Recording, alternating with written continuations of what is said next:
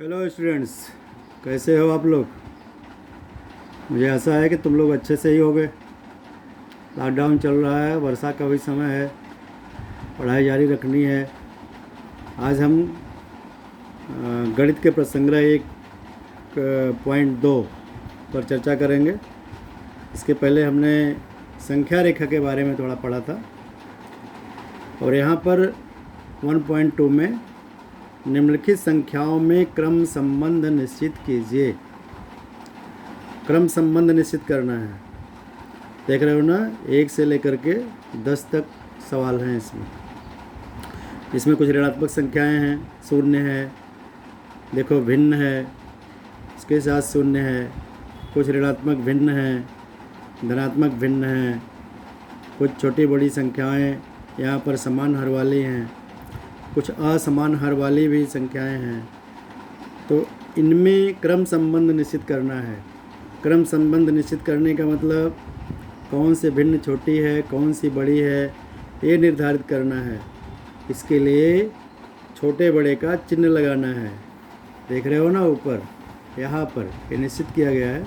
ऊपर से जब तुम लोग पढ़ोगे ना पूरा प्रसंग्रह के नीचे वाला सब भाग, तो उससे तुम्हें सब स्पष्ट हो जाएगा। तो ये देखो छोटे बड़े का निशान जो लगाया गया है ना, इनको लगाना है, क्रम संबंध निश्चित करना है। तो हम आते हैं 1.2 पर, इन सवालों को लगाते हैं। मैंने अपनी नोटबुक पर कुछ सवाल लिखे हैं लेकिन पूरे नहीं हैं। फ़िलहाल तुम्हें सारे सवालों को करना है और लगा के मुझे बताना है। मैंने यहाँ जो लिखा है 1.2 क्रम संबंध निश्चित करना है, ध्यान रखो। कुछ सवाल मैंने यहाँ पर लिखा हुआ है। इसमें इस तरह के बराबर छोटे बड़े के निशान वाले चिन्हों का प्रयोग करके तुम्हें क्रम संबंध दर्शाना है। पहला सवाल जो ए है, ऋण 7 ऋण 2, इसमें क्रम संबंध कैसे निश्चित करेंगे। वैसे ही अगर ये ऋण नहीं होते तो 7 और 2 में कौन सी संख्या सबसे बड़ी होती। 7 और 2, 7 2 में कौन बड़ा है, 7 बड़ा है, जाहिर सी बात है। तो हम 7 की तरफ मुँह करके ए पॉइंट वाला इस तरह का चिन्ह लगा देते हैं, यानी कि 7 इज़ ग्रेटर दैन 2, 7 2 से बड़ा है। लेकिन जब यही ऋणात्मक संख्याओं की बात आती है तो वहाँ पर बात बदल जाती है। तो देखने में ऋण संख्याएं छोटी दिख रही है ना, ऋण 2 ऋण 7 बड़ा दिखता है, लेकिन ऐसा नहीं है। ऋणात्मक संख्याओं में ऋण संख्याएं जितनी ही बड़ी होंगी वो मान में उतनी ही छोटी होती जाती हैं।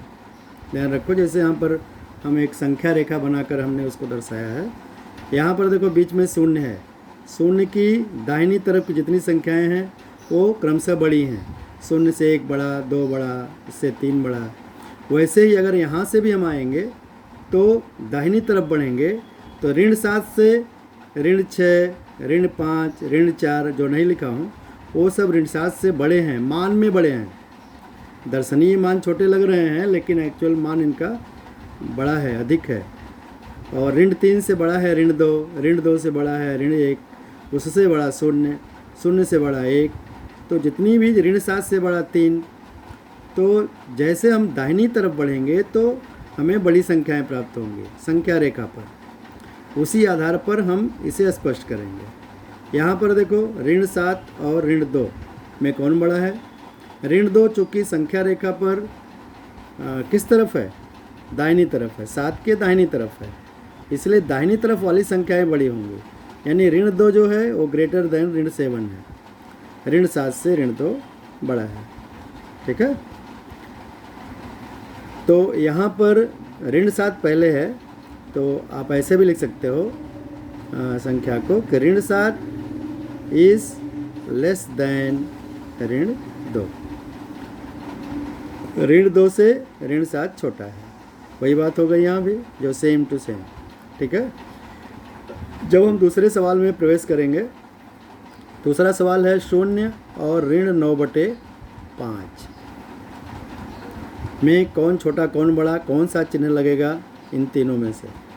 अब देखें 0, हम तुरंत देखना है कि 0 दाहिनी तरफ है कि 0 बाईं तरफ है। संख्या रेखा पर पाएंगे तो ऋणात्मक संख्याएं जितनी भी हैं वो सब शून्य की बाईं तरफ होती हैं, यानी ऋणात्मक संख्याएं शून्य से भी छोटी होती हैं।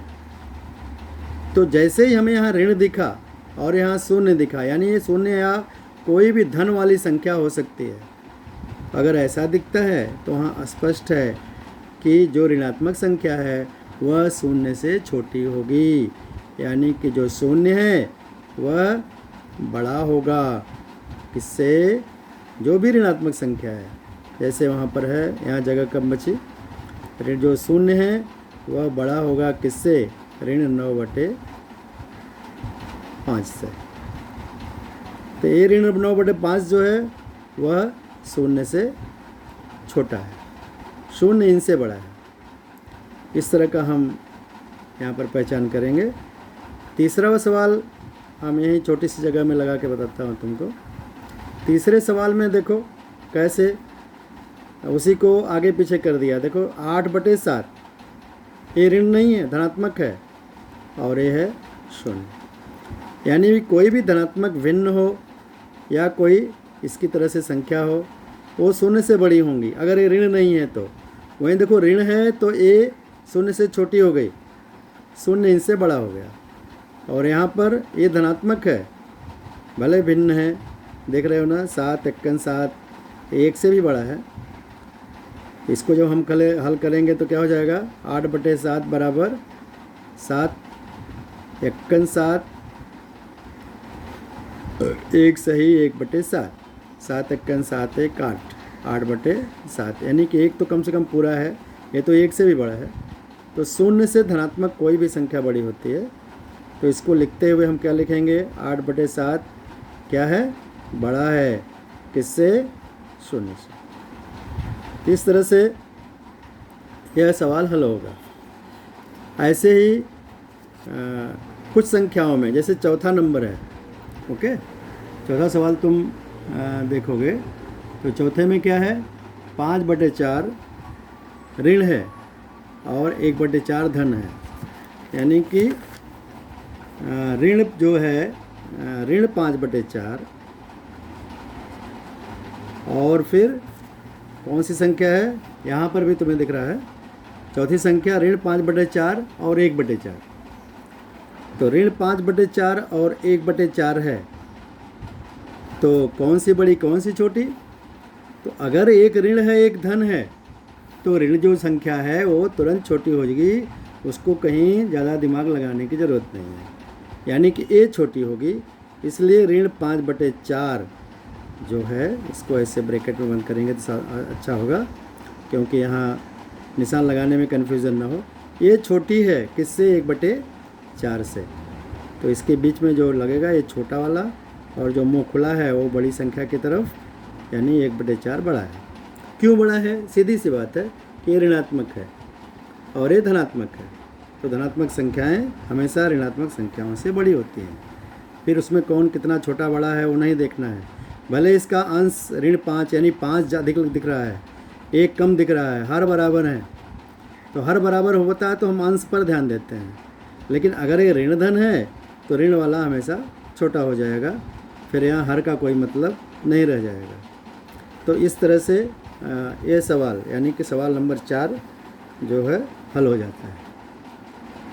और फिर सवाल नंबर 5 पर आए तो सवाल नंबर 5 में देख रहे हो ना, इतना बड़ा दिख रहा है, क्या दिख रहा है, 40/29, यहाँ है ना 40/29, 141/29, 141/29। और यहाँ किस चीज़ को देखेंगे, अगर दोनों भिन्नात्मक संख्याएं, सबसे पहले उसका हर देखते हैं। इसमें ऋण धन भी नहीं है, दोनों ही धनात्मक संख्या हैं, इसलिए ज़्यादा कन्फ्यूज़न नहीं है। अगर दोनों ही धनात्मक हैं, अगर उसमें से कोई भी एक ऋण होता तो वो तुरंत छोटी हो जाती, फिर उसका हम हर नहीं देखते कि हर बराबर है कि नहीं है। और यहाँ चूँकि दोनों धनात्मक हैं तो दोनों के हर को देखेंगे तो दोनों का हर बराबर है, यहाँ भी 29 है, यहाँ भी 29 है। जब दोनों का हर बराबर है तो जिसका अंश अधिक रहेगा वो संख्या बड़ी रहेगी, यानी कि 40/29 का जो हर है वो छोटा है किससे? 141 से। ओके, तो यहाँ पर ऑलरेडी 141/29 बड़ा हो जाएगा और ये छोटा होगा। इस तरह से इसका निर्धारण करना है। ठीक है, वीडियो बड़ा बनने से सेंड नहीं होता। 10 मिनट का हो गया है, फिर मैं आगे बात करूँगा अगले वीडियो में। लेकिन तुम लोग ऐसे ही धीरे धीरे संख्याओं के मान को देखते हुए इसे हल करना है। ओके।